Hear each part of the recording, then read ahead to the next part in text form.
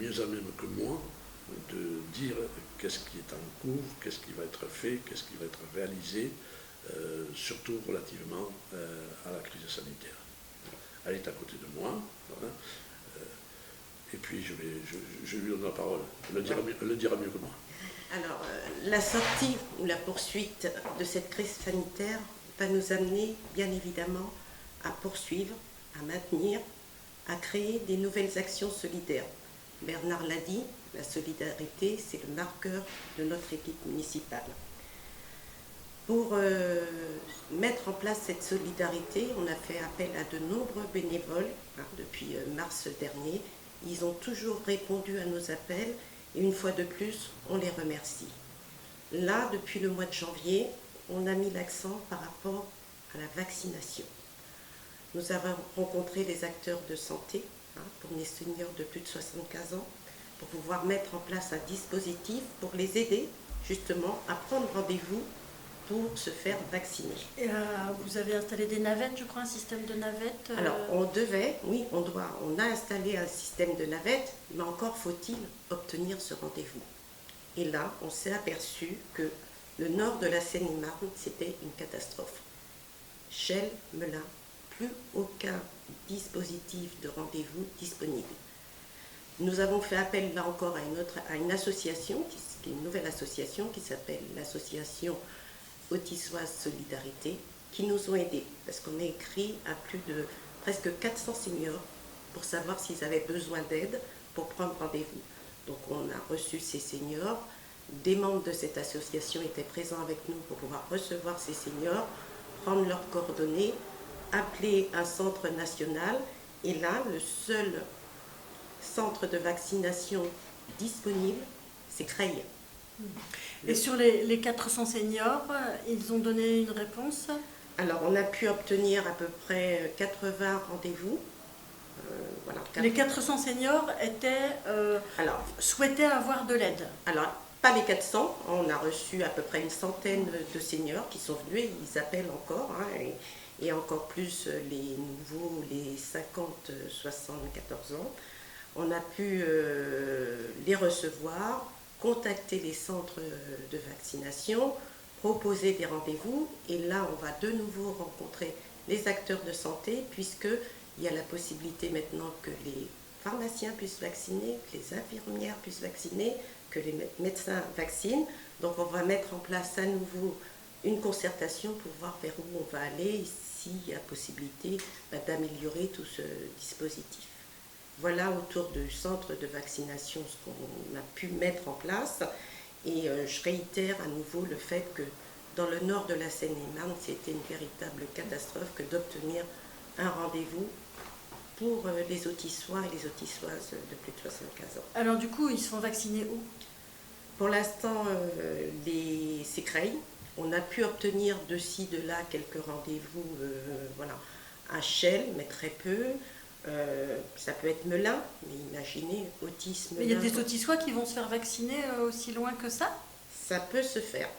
Oui, ça peut se faire puisque Meaux a été dédié uniquement pour les professionnels et Chelles a été très vite saturé. Impossible d'obtenir des rendez-vous.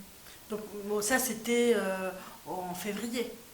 Ça se poursuit encore au mois de mars. Au mois de mars encore, oui.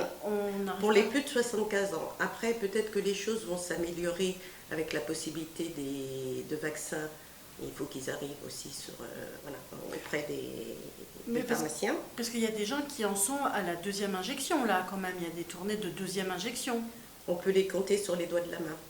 Pour les autissois et les autissoises, peut-être ailleurs, mais pas sur Autis. C'est une véritable... Ce que je disais au dernier conseil municipal, c'est vraiment un parcours du combattant que d'obtenir un rendez-vous, d'avoir un premier rendez-vous et d'avoir le deuxième rendez-vous.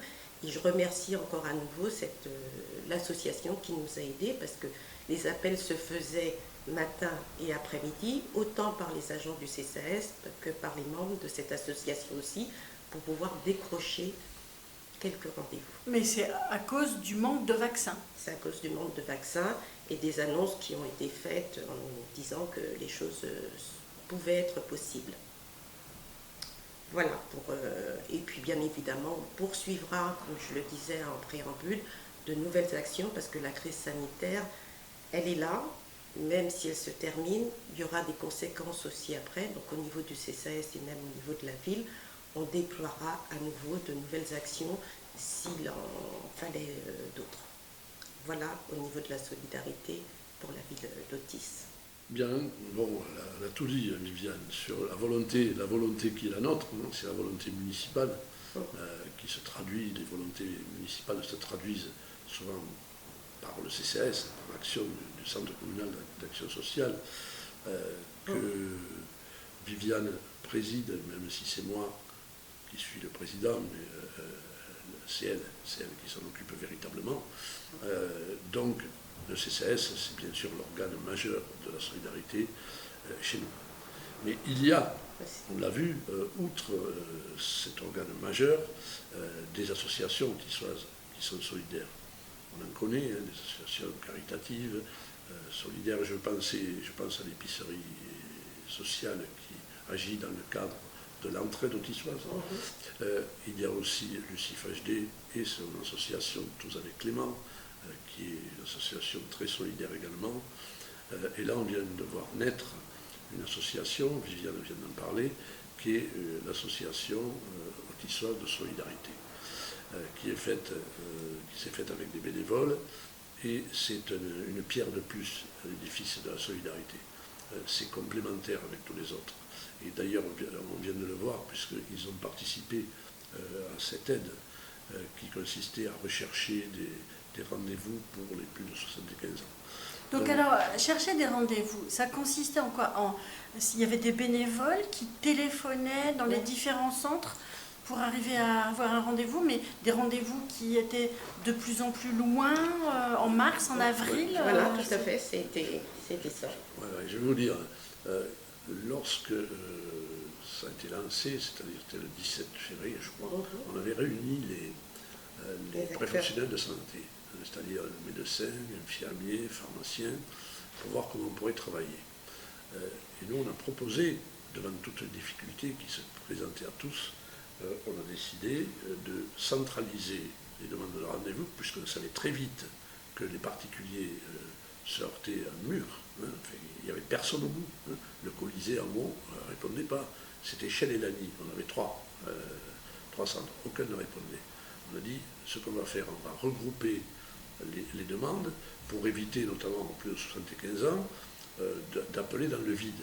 Et par Internet, on sait très bien qu'une personne qui a 85, 90 ans, elle ne maîtrise pas Internet aussi bien que quelqu'un qui en a 40.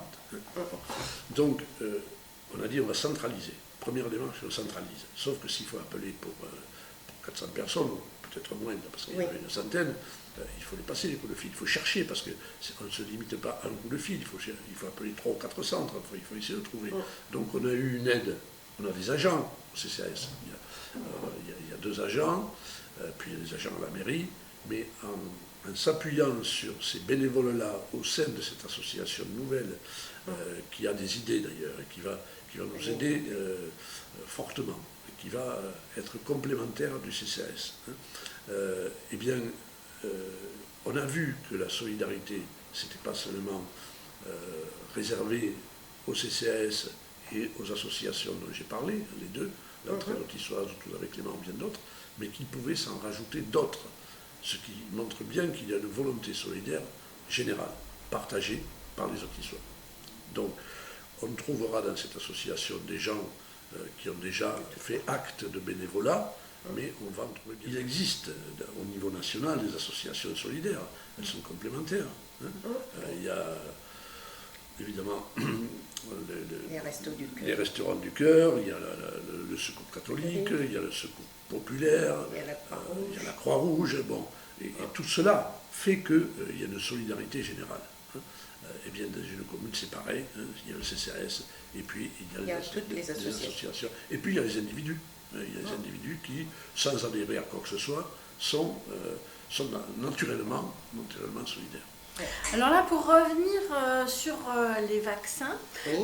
l'association, les bénévoles de l'association ont réussi à trouver des places pour les En autistes. concertation avec les agents du CCAS, ils ont réussi. Mais s'il n'y avait pas de vaccin, comment est-ce qu'ils ont fait pour arriver à trouver des rendez-vous? Ils ont trouvé des rendez-vous sur le centre de Creil,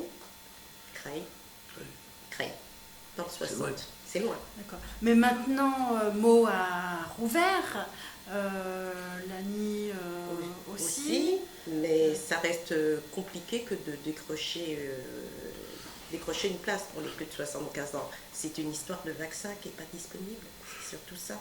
Parce qu'il y aurait de la place, mais s'il n'y a Je pas ne de comprends vaccins... pas, parce que nous, on nous dit, tous les jours, il y a plein de gens qui sont vaccinés. Oui, parce que les places ont été très vite prises. D'accord. Et c'était ça qui nous troublait, c'est d'entendre au tout début, il y a 15 jours, 3 semaines, d'entendre au début, tous les jours, tant de personnes ont été vaccinées, tant de personnes ont été vaccinées. Donc, si c'est dit, c'est vrai, sauf que sur le terrain, c'est pas vrai, c'est pas la réalité.